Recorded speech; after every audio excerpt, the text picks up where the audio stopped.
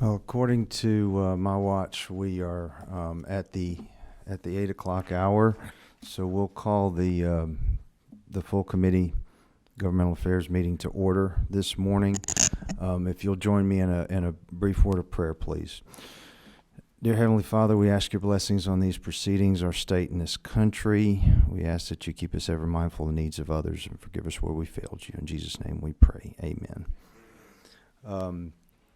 We have 3 bills on the agenda today, and of course this is our first meeting under a little different set of protocols. So we're going to ask the authors if they would, come up to the podium and deliver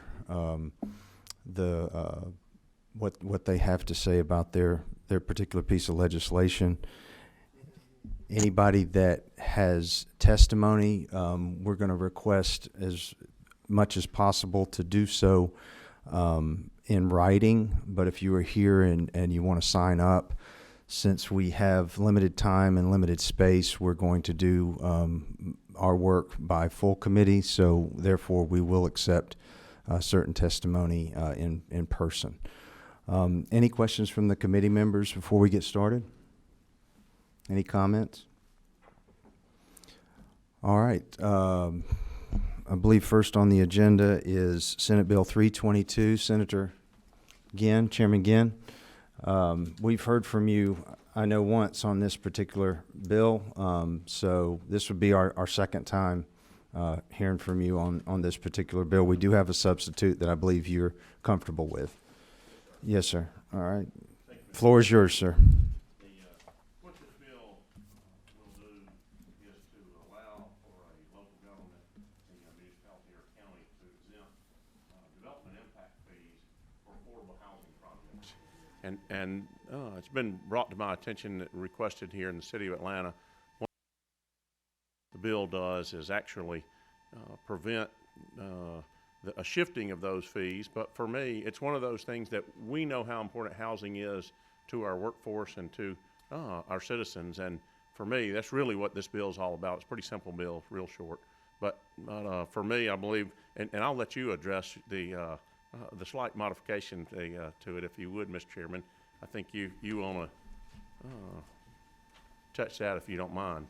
Well, yes, sir. Just, having talked to the interested parties that brought the bill forward and some others, that there was asked if they were comfortable with some transparency in the piece, and it would just allow, public and open, transparent process as to, the project and who was going to be the developer, et cetera, when waiving these particular fees. So. And I appreciate you perfecting the bill, as we like to call it, Sydney. So thank you for that. No, thank you for your willingness to adjust that. And we do have a question here, if you're willing to stand for questions. I am, and I also have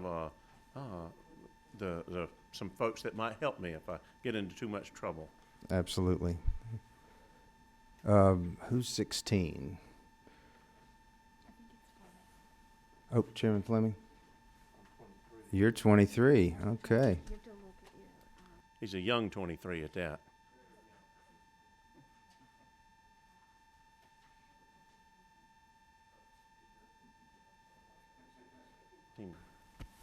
Mr. Chairman, I was just trying to confuse you, but you were on top of it as ever. And for all those of you here, if you want to ask a question, the number up front may be different than the number on the table. So, Senator, thank you. Good morning. Good morning. So as I read through this, quite often when I see a piece of legislation, I ask myself the question, okay, what is the problem here and how are we going to solve it? So I could assume that I understand from your presentation, I know what the problem is, but would you elaborate on that? As the law currently states, you can't exempt nobody can just say, hey, we're not going to charge a development impact fee.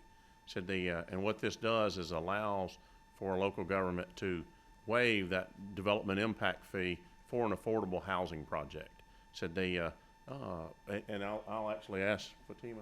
Said maybe she can address some of the projects that are going on right here in Atlanta, or that would like to go on here in Atlanta. Good morning, members of the committee, Mr. Chair. I'm Fatima Latipo, the lobbyist for the City of Atlanta. Thank you today for taking up this very important bill to the City of Atlanta. This is part of the mayor's plan to increase the amount of affordable housing in the city. This is just a small step in the way of encouraging the developers in the city of Atlanta to build affordable housing. Just want to give you one brief statistic. The average fair market rent for a two-bedroom apartment in Georgia is $958. That is without spending more than 30% of their income on housing. One needs to be making over $38,000 a year annually in order to afford that. So the average income, again, in Georgia is slightly less than that.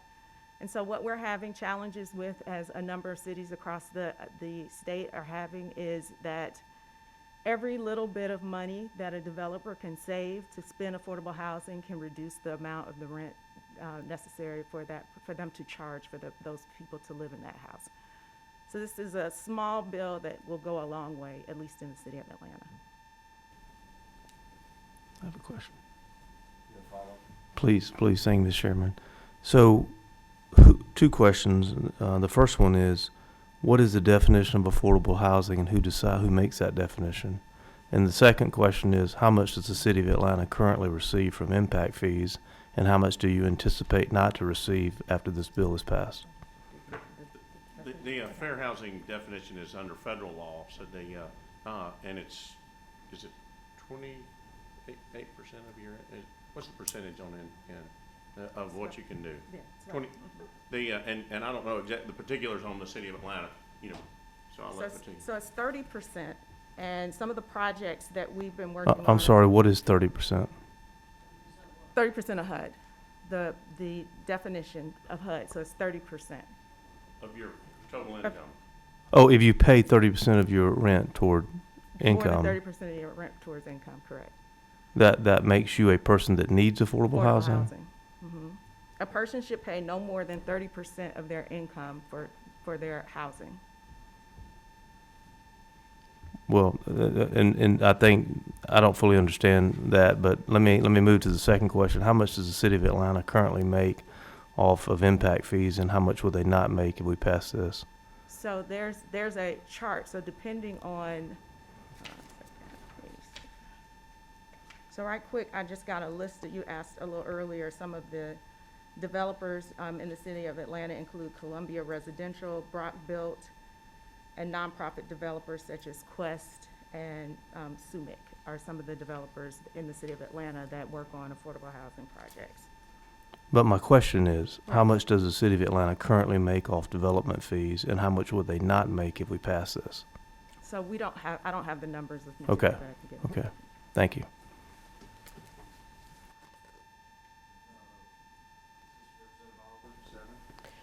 Thank you, Mr. Chairman. Representative Fleming was asking the same question I had in my mind. I'm not interested in the definition of the tenant. I'm interested in the definition that the city imposes on affordable housing. I read in the newspaper a great deal about the mayor's interest in this area and the controversy, if that's a word that's appropriate. How many units of affordable housing? How do you define affordable housing from the perspective of the developer? Is all that under the Georgia statute totally within the city of Atlanta's discretion to define? It could be 1 unit out of 200 units, or it could be 30 units out of 10, out of 30. I mean, I don't know how that city, I don't know what the statute is that defines the city's entitlement to waive an impact fee for affordable housing. So the city doesn't set that definition. That's a HUD definition, so it's a federal definition. And DCA uses that definition, and we follow the DCA base. And what is the definition of developers' production of affordable housing that would give the city the opportunity to waive the impact fee? I'm sorry, ask that question one more time. The developer, in offering affordable housing, I'm interested in the definition from the developer's perspective. Can the city define what percentage is low income? I'm looking at Marcy, who's nodding yes. It's the city's total discretion to define what's affordable housing, to waive an impact fee? So the mayor's housing plan focuses on providing housing to anyone that desires to stay in Atlanta. So based on that, we go from 0% to 120% AMI, and those are federal standards.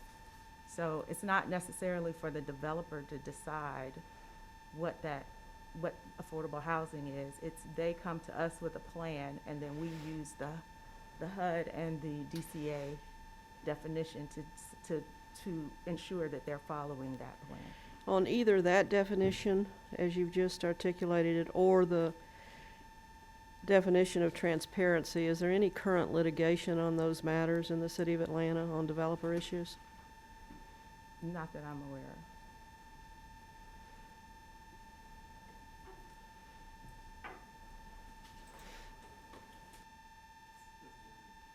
Jones? With respect to the No, representative. sir, I think Marcy and I were doing eye contact here to see if she understood but it's up to the chairman how you want to proceed. Do you have a follow-up? I have no follow-up questions. But I didn't, Marcy, did you want to follow up on that? Mr. Chairman, I'm Marcy Rubinson. I'm with Holland and Knight, and I represent the city of Atlanta. I think to try to answer your question, most developers that do a large-scale, full affordable housing will do it under the federal definition because that's how they can be eligible for the tax credits. And the state definition is going to mirror the federal definition so that all the tax credits can be drawn down. However, when it comes to levying a development impact They fee, were different.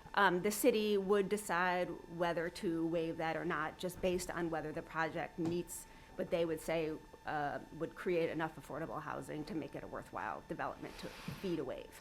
So that would be the waiver of the fee would be at the city's discretion. Okay. But most affordable housing are done per federal standards. And do you, if I may, Mr. Chairman, may I follow up and ask, what's your definition of transparency here? Because I know that, where is the impact fee waived in public? Is that what that's about? So this is the chairman's amendment. It's a very friendly amendment. 'Cause we're happy to show the development community and the community at large that we're waiving the impact fee to fill an important public need. But as far as the definition of transparency, I think I would probably have to defer to, like, counsel or to the chairman. Thank you, Mr. Chairman. Just right quick, the other part of that is if someone were to request that it would be waived, it would become part of the public, it would become open, it would become part of open record. So this would help, but it would also become public at any point if they requested that waiver of the city. All right, trying to go in order. I know we have some questions, but Representative Jones? First of all, I definitely believe the intent of this is laudable. So with all due respect, I want to see if this is something that we can do.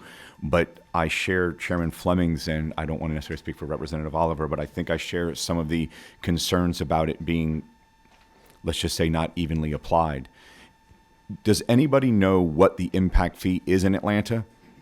Okay. Is it 1%? Is it 2%? Is it 10%? What is the impact fee in Atlanta? Forgive me for not knowing. I don't live here. So there's a chart, there's a formula. So it depends on how large the complex is, what they're doing. So there's not just one impact fee for one thing. Right now, there's already in state law that this fee can be waived. The challenge that places like the city of Atlanta are having is that then you have to replace that money somewhere else in the general fund. So it's not necessarily helping us to increase the number of affordable housing that's being built if you then have to move funds from the general fund to waive the impact fee fund. So that's the challenge that we're trying to overcome. And the city of Atlanta is not the only city that's having that challenge. This bill has been supported by GMA and even the developers and folks who are committed to increasing the amount of affordable housing across the state. If I might be able to add, just for those of us that have been around local government, the general fund are your property taxes. Right. So Understood. and for me, what this will allow is for the city of Atlanta to waive that fee without going up on the other residents' property taxes. Again, laudable. Could you give me a range, please, in that matrix? You said it ranges because of based on development type, et cetera, intensity, I'm assuming. I'm not asking for down to the basis point, but just generally speaking, 1 to 5%? So, single-family dwelling, 987. Multifamily, 470. Dwelling, hotel, 793. So anywhere from from $470 up to 1,900. Okay, and then, so that's per dwelling. So if it's a 200-unit apartment, it'd be 200 times that number, correct? Correct. Or multiplied by that number, is that correct? So that's the hole that you guys will be facing in terms of the general fund. Is that correct? Yes. Okay, all right, thank you. I appreciate that. If I may jump in, I know we've got some other questions, but Chairman and, Ms. Roberson, maybe you can speak to this, but, really what we're talking about here is a development that, is new, and this is an encouragement to, either lower the rent additionally from the federal tax credits plus the state tax credits. Is that correct? And then also to, if this is a partial, you're trying to lure this development into your, into the city. I mean, so it's something that you're foregoing on this particular project that you aren't getting right now anyway. Is that correct, Marcy, or am I? Well, this would encourage affordable housing. This would make it more feasible for a developer to build an affordable housing project. It would reduce the regulatory cost to allow a project to go forward that might not otherwise be able to. Under current law, the city can waive the development impact fee, but they have to backfill it from the general fund. Mm-hmm. So this is a way for them to do it without essentially losing the impact fee revenue and then having to backfill it again. And essentially raise the fee to others. Yeah. Yeah, I mean, that's what it says. Okay, I just want to make sure I've understood that correctly. Representative Williamson, I'll get you both, Scott. I just wanted to speak to sort of the what I heard Representative Oliver trying to ask, at least in my mind. What kind of guardrails do you have on the percentage of the required percentage of occupancy of any given apartment complex? What percentage of the units are designated for low income? Is it 1/3? Is it 100%? What are the guardrails around these projects to assure that they're being what's the trigger number or percentage of occupancy that has to be affordable housing? There is not a percentage. It's going to be project based. So it could be one unit and the rest could be market rent. Well, So what my colleagues are sharing with me is that it's typically between 10 and 15%.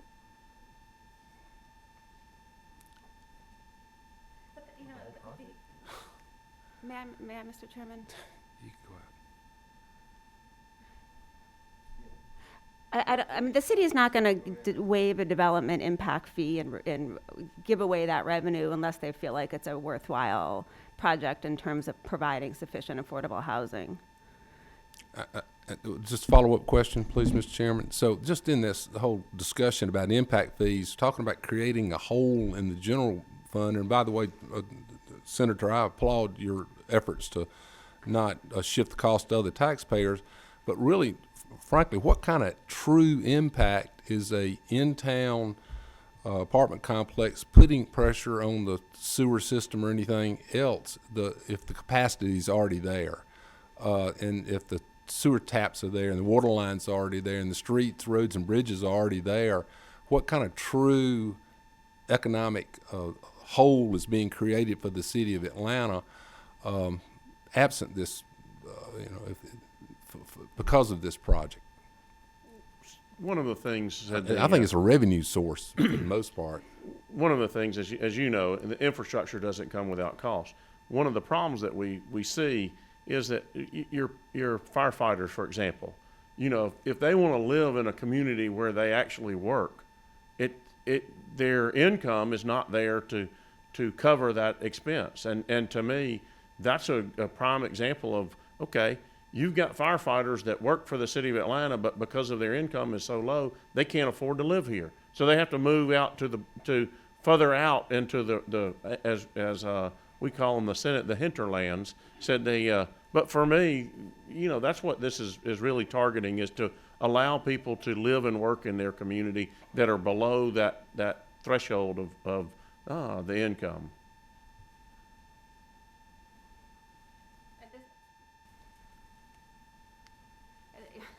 And this bill doesn't create an impact fee. I mean, it's a fee that already exists, and I understand that not everybody loves impact fees, but at least this bill would give the opportunity for an impact fee to be waived when appropriate. Representative Turner? Thank you, Mr. There it is. So this is not my area of expertise whatsoever, and it's harder for me to drink coffee with the mask on, so I might be slower than I normally am this morning. You said earlier that the definition of affordable housing was 30% of income. Is there any other stipulation? Is there a cap on that? Because 30% of income, if I buy a $500,000 house, I make $120,000 a year. So long as my mortgage payment's less than $3,000 a month, that's affordable for me. When a developer creates an affordable housing project, in order to be eligible for the federal and state tax credits, they have to verify that the renter's income does not exceed what is in federal law or state law. So there's no cap on what the income would be for affordable housing. So this bill is written in such a way. I'm sorry. Go ahead. I think that the way that the city of Atlanta would define affordable housing for the waiver of impact fees, that's not codified. But in order to meet the definition of an affordable housing project to be eligible for the state and federal tax credits, the income for the renter would have to be at the federal standard. And the federal standard is based. Is it? Well, I didn't hear if there was a poverty level. Okay. Yes. Okay, because this bill isn't written so that it's only for the city of Atlanta. Because I come from an area that's where development is a very hot topic, right? I represent a metro county that has a very rural feel in certain areas, and they get very, very fired up when it comes to things like who's going to pay for the road, who's going to pay for the extra classroom, and somebody has to, because we have to build extra capacity as our community grows. So if they do put an affordable housing complex in the middle of one of these areas, and I can foresee that happening because of the rate of growth in Cherokee County, then and they want to entice that by waiving these fees, how are they going to pay for the actual impact on traffic in the roads? So under current law, the county could choose to waive this development impact fee, and then they would have to backfill the waiver of those funds from the general fund. If a county feels like they need the development impact fee to fund the cost of the infrastructure and the strain on the roads, then they would make the policy decision not to waive the impact fee. They would say, right, look, getting the funds to support the infrastructure is more important than getting than enticing developers to do the affordable housing. But what's unique about Cherokee County, and this may be something that's faced in other counties as well, is it's not a county. The county wants the impact fee, but the cities want the extra tax base, so they end up asking the property owner, who goes to the city, to annex in, and then the developer doesn't pay the impact fee, so it's very desirable to annex into the city at that point. They're not paying for the impact fees, but the neighbors around that area suffer the burden. I mean, it's development. Everybody's trying to avoid fees, I guess, when they're doing development. But this would just be an option for a city or a county. Right, but if they're not making it up in their own tax base, if we're letting the cities, in this case, annex a piece of property out of the county where they would have paid the impact fee because the county demands it because they understand the strain on the infrastructure. And the city says, we'll just pass that burden along to the county taxpayers. Then they're not required to recoup that from their own tax base. They're passing that along to the county. Yeah, I mean, annexation for Okay. development is a, I understand. I think I Really, understand a really lot hot better. I'll topic. drink some more coffee and try to get up to speed more. Thank you.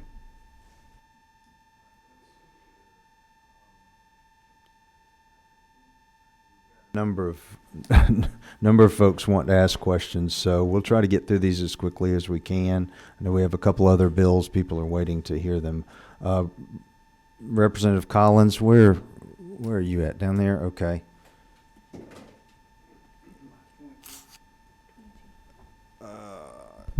Yeah, that's me. There you go. Thank you, Mr. Chairman. One of the things, I was sitting here listening to the debate, and I apologize about being late. Impact fees are created by local governments. Okay, so why can't local government just make the decision themselves that, hey, we're gonna waive this impact fee? I mean, I know it's in your comprehensive plan, your unified development code. I understand that, but if there's a worthy project that comes forward to a local government and they're having an issue with quote unquote affordable housing, which that's cloaked in a lot of different garments, I guess, if you will. Why can't local government and that mayor and city council or that planning and zoning board, why can't they just say, we need this housing and waive the fee themselves? Why does it take state legislation to do that? so they can waive it. Okay. But they have to backfill the revenue from the general fund. They have to take other revenues to pay, essentially replace that revenue. They can go ahead and not charge it, but then they have to replace it. Why do they have to replace it? That's the state law. Now you're getting the point of the bill. Well, I mean, what do you? What this bill allows is for local government not to have to burden the rest of the taxpayers in that development fee. This bill will allow local government to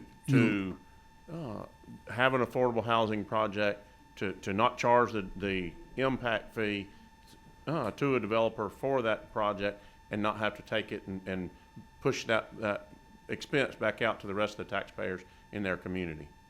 In the form of what? Generally, it's property taxes. My understanding of local government must be a lot different than the rest of you, because you lost me on that one. How you backfill? I mean, what, you're gonna raise taxes because you have a affordable housing in the community? Is that what you're saying? And I guess for me, one of the things in 20 years of managing local governments, it's pulling money out of one pocket, putting it in another, and it's unfortunate that has to be done in a way that the taxpayers are bearing that expense. Okay, thank you. Representative Taylor. Thank you, Mr. Chairman.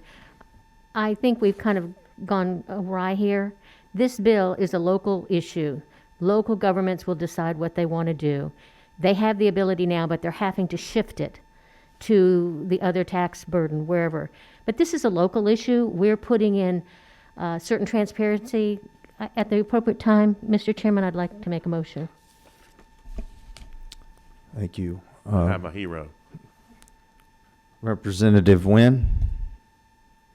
Oh, I don't need to ask a question anymore. Done. Okay, back to Chairman Fleming.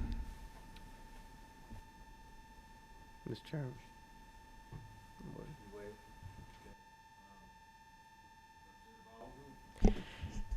I support impact fees. And what I frequently come to tell myself when I'm in rooms like this is that we're dealing with something that is enormously complicated, and it's really driven by tax credits, and it's driven by negotiations with developers. And we don't know what you're using the city of Atlanta as an example. I don't know what Savannah and Augusta is doing, and Georgia Municipal Association is not here to enlighten us on They are in support of the bill. whether this is a real issue across the state or not. But what we're doing in passing this bill is to give the confidence to the city of Atlanta that they can negotiate in whatever way they want to with the developer with 14 other issues on the table. One impact fee is now giving them an additional benefit to the developer. That's what this bill is about. The impact is schools in the city of Atlanta, Mr. Williamson. It's not roads, it's schools. And that's the tension on the TAD tax allocation in Atlanta, and that's what I'm reading in the newspaper. What I don't know is whether this tension has come into the level of whether they're really developers demanding more, the city of Atlanta can't give them, or whether or not there's litigation brewing on all that. That's what I don't know, because all this is very complicated. But I support impact fees. The negotiations that go on with the developers are something I'm never going to know totally. And this gives another benefit to the developer, another tool of the city of Atlanta, which will impact the ability of the city of Atlanta to have schools and fill classrooms. That's what this bill's about. Am I right or wrong about that?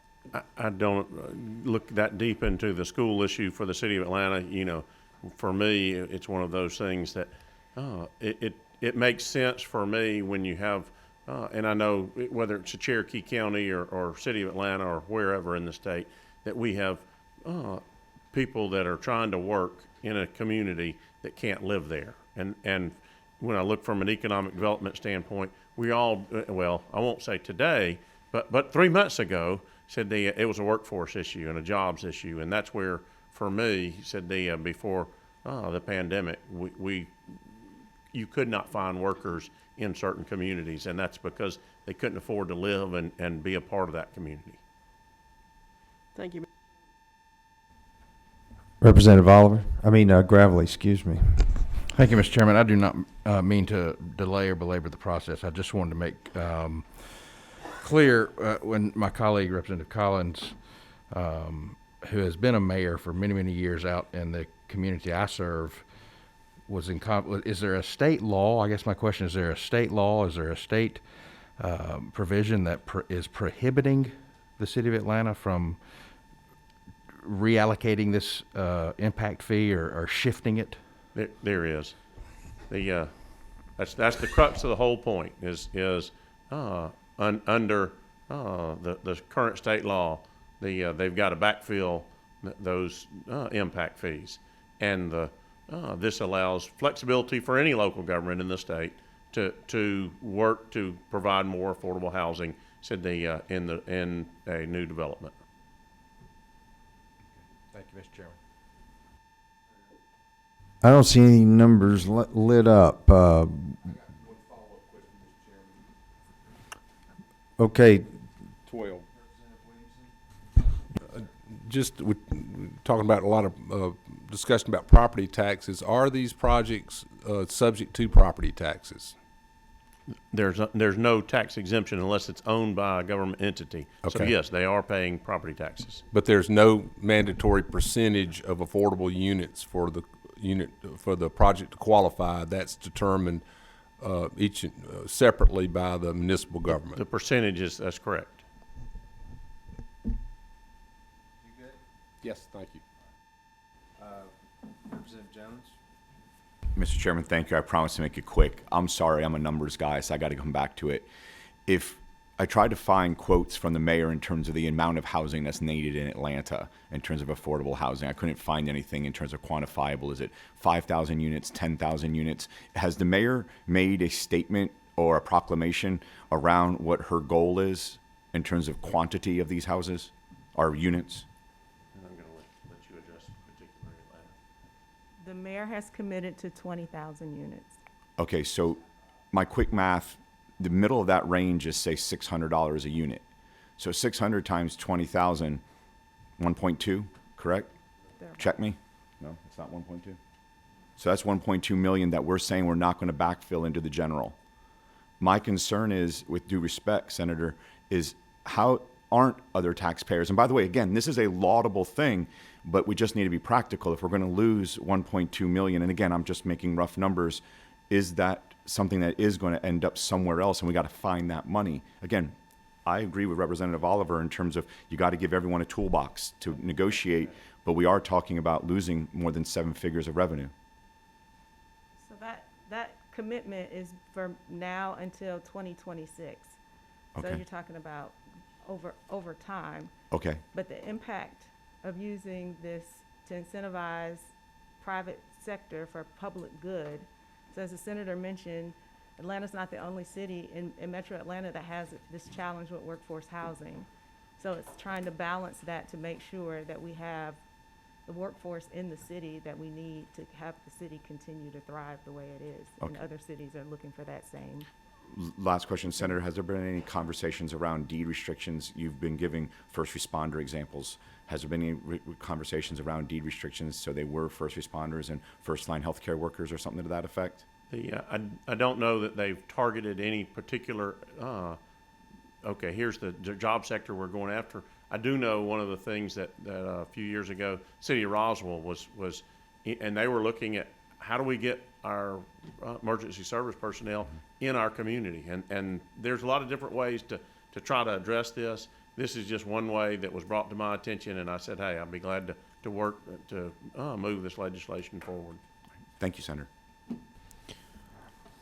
All right, I do want to enter in, this has been asked by GMA, if we would read this into the record. I think most of you have a copy of it, but it is a letter in support of SB 322. It says GMA is in full support of SB 322, will remove a barrier that developers have to create affordable housing, which is desperately needed as many cities currently face an affordable housing shortage. We urge the committee to pass this bill.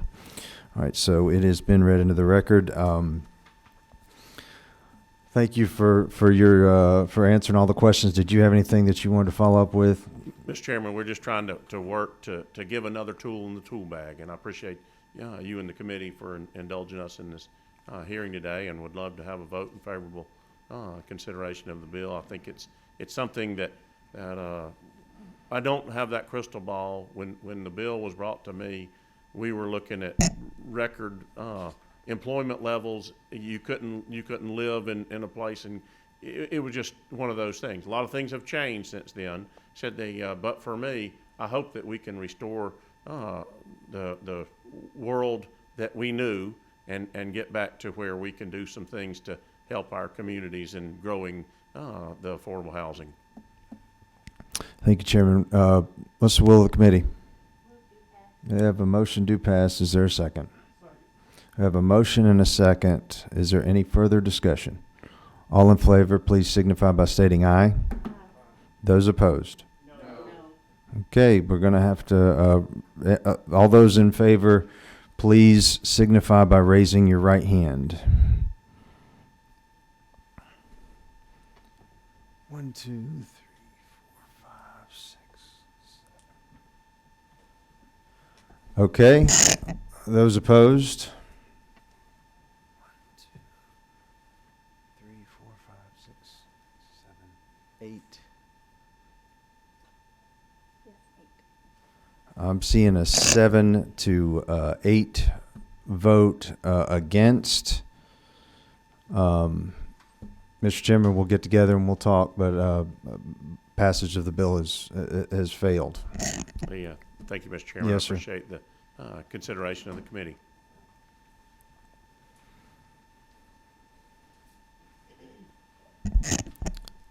Okay, next up is Senate Bill 316. Senator Thompson.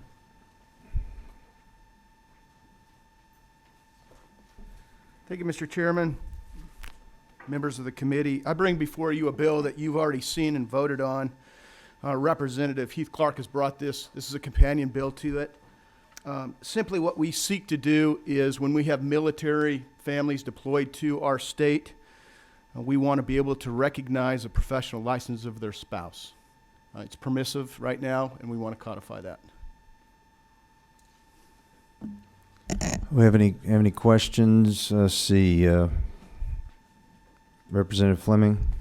Thank you, Mr. Chairman. Senator, what professions are we talking about? It's pretty expansive. Mark, you want to just go through all of them for me, please? Excuse me. My name is Mark Hyde, and I'm with the R Street Institute. This is exactly as it was in the prior hearing, so I'm sorry if you guys are tired of hearing from me at this point. It covers every licensed occupation other than lawyers and those that fall under interstate compacts, the health, those who work in the health professions. So what, is there any comparison of the standard that Georgia requires versus where the incoming state requires? Within this piece of legislation, it would have to be substantially similar. Where is that in the legislation? Line 59.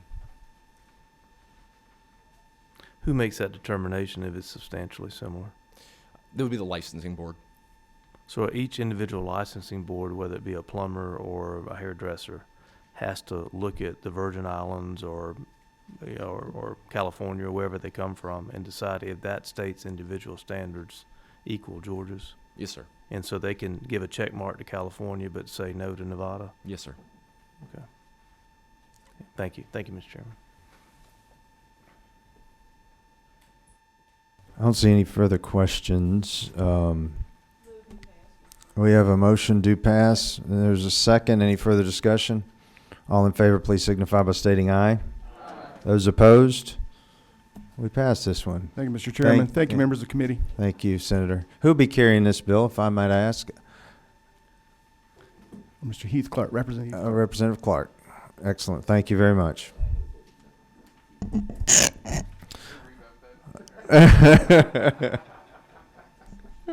Move to revote. No.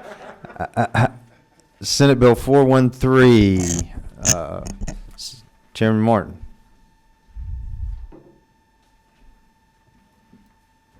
Thank you, Mr. Chairman. Yes, sir. Senate Bill 413 came out of a conversation with a constituent in my area of Gwinnett County. Parts of it are still developing very rapidly. And so I have some constituents that like to keep an eye on the zoning proceedings going on within our community.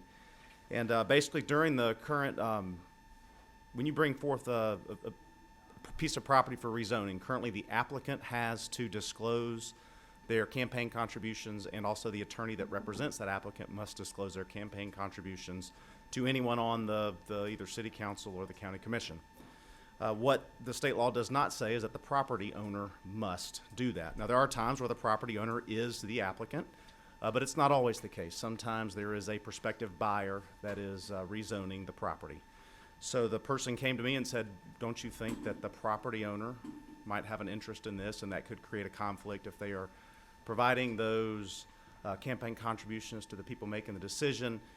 Not that there's anything wrong with that, but that should be disclosed at the beginning of the rezoning process. So this bill simply adds that the property owner must also disclose at the beginning of the process any campaign contributions they've made to the city council members or the county commissioners that are considering the rezoning.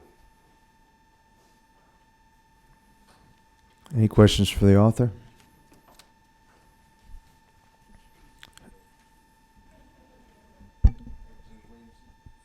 Thank you, Senator. In this example you give, when you say direct ownership interest in the real property, that's going to drive down to LLCs. There might be a 2% interest in the property. If you have multi-member LLCs or even C corporations, you have to list all the shareholders that they're shareholders in the corporation that in turn gave a contribution. You would. I mean, it's the direct ownership. So yes, if that's if you, I mean, and we went to the realtors on this. They came to me with that definition. So yeah, I mean, if you have ownership in an LLC or an S corp, and you are that property owner, then you would just need to disclose if there's a rezoning. If you're trying to have that piece of property rezoned, yes, sir, that's correct. So further question, further statement. I don't blame me. I like the idea of transparency, but just the practical method of making sure that, you know, somebody could be innocently in non-compliance if they're an investor in it could be any kind of project. It could be a strip shopping center or whatever, or a piece of land that they desire to zone in for anything, and they wouldn't have any clue that one of the members might have donated to a friend that's running for city council. All of a sudden, how do you scrub that and make sure it's done in a compliant manner? I mean, it's my understanding that you would do it the same way that if the investor that is making the investment or whoever's applying, I mean, the applicant already has to do that if they're a member of an LLC. My understanding is that they would have to also disclose that, and members of the LLC would need to disclose that as well. I could be wrong on that, but I just think it makes a lot of sense for the property owners, and if you have a I would assume if you're an investor in a piece of property, you would understand that there's being an offer made on your piece of property, that it's coming under contract, it might be subject to zoning, and I would assume that you would be able to provide that information. I think you said it right. I mean, in the terms of transparency, I think it's important that constituents know that. Well, final question is, what's the penalty involved for non-compliance? It's the same penalty that's under the current code. There's no changing in penalty. Which I'm just ignorant of that fact. Do you happen to know what the penalty is? I don't know right now. Is No, it sir. civil penalty? Is it That's criminal correct. penalty? I don't or- think it's criminal, no, sir. Maybe Mr. Dryer might.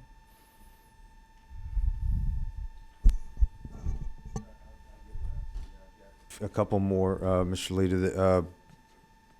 Chairman Powell?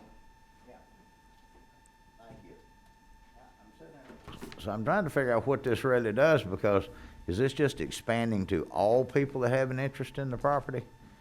Because right now, if you file for a zoning change, when you file that document with whichever government, you're testifying, you state on there already of who you have made campaign contributions to. The current law says that the applicant must do that, and the person that represents the applicant, whether it's an attorney or another person representing the applicant in the rezoning, must do that. But there are times where the property owner is not actually the applicant. So this just sort of clarifies that the property owner should be subject to these disclosures as well. Could you give me an example when the property owner doesn't file? I mean, You have situations where somebody who has a piece of property under contract may be filing the rezoning. You can have a situation where maybe even that's the primary situation there, because oftentimes you'll buy a piece of property subject to rezoning. Well, the owner doesn't necessarily, they're not the one applying for the rezoning. It's the prospective owner that may be, or the developer that is applying for the rezoning. So it just leaves a little hole there for transparency. I've sold a lot of these different properties over the years, but it's always the owner of the property. Just because somebody's got a contract based on the pending rezoning, it goes back to the owner of the property to do the filing. I sat on city council for 8 years, and we had some where the owner was the applicant, but there's also times where the developer who did not yet own the property had applied for the rezoning as well. Really? All right. Yes, sir. I guess we do things different in Northeast Georgia. That is very possible, Mr. Chairman.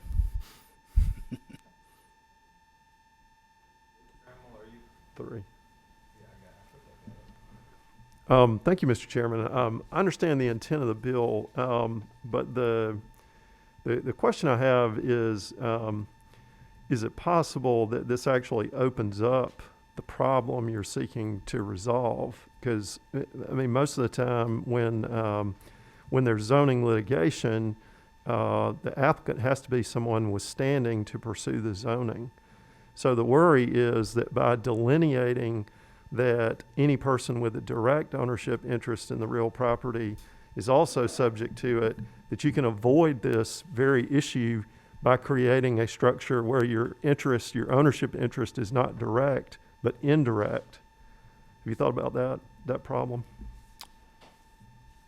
I'm not an attorney, so maybe I don't dig as deep in So- that side of it. So Just if I might follow up, Mr. Chairman. maybe an example would help for me. to Yeah, so understand what you're saying. trying to do is make sure that anybody who has an interest in the property is subject to the disclosures that are part of this chapter 67A, so that you don't have a situation where there's a silent, that there's not a transparency on a political donation for someone trying to accomplish the rezoning. And my suggestion and question is that by wording it this way and saying that a person with a direct ownership in real property is subject to the rezoning action, what you're doing is creating an opportunity for clever lawyers to create an ownership structure that is not a direct ownership interest in the real property, but an indirect interest, and therefore avoid the very transparency that you're seeking to bring about by this. So it actually might make the law worse than it presently is. Well, there's no requirement at all for the owner. If the owner's not the applicant now, there's no requirement for them to file now. I think if they're not the applicant under the law. And Mr. Chairman, I think we would just respectfully disagree about that. Maybe so. The situation was, and it was originally written in such a way that it would have required the owners and then possibly even their heirs to do the same thing, and that did seem to be a little much for me, for the heirs and the people. I mean, again, it gets to be where do you stop and what's appropriate. So for me, the direct ownership seemed appropriate, and but it's a good question. Chairman Martin, through no fault of yours, we're beginning rules shortly, and I think we're bleeding members. So if I could ask you, for us to pull this back up at our next meeting to consider it. I'll leave that up to the chairman. Yeah, if unless there's the committee has a different will here at this moment.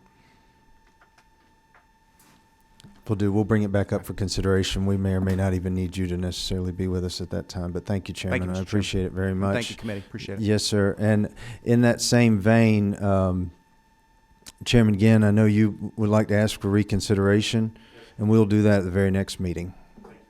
Thank you very much. Being that I know most people have to get over, or some of you are trying to make it over to rules, if there's nothing further today, we'll adjourn this meeting. Do have a few updates that will come later, as pertaining to the speaker's request and what he has tasked us with. But we'll get with that later. This meeting ran a little bit long today. Thank you very much for your participation. We stand adjourned.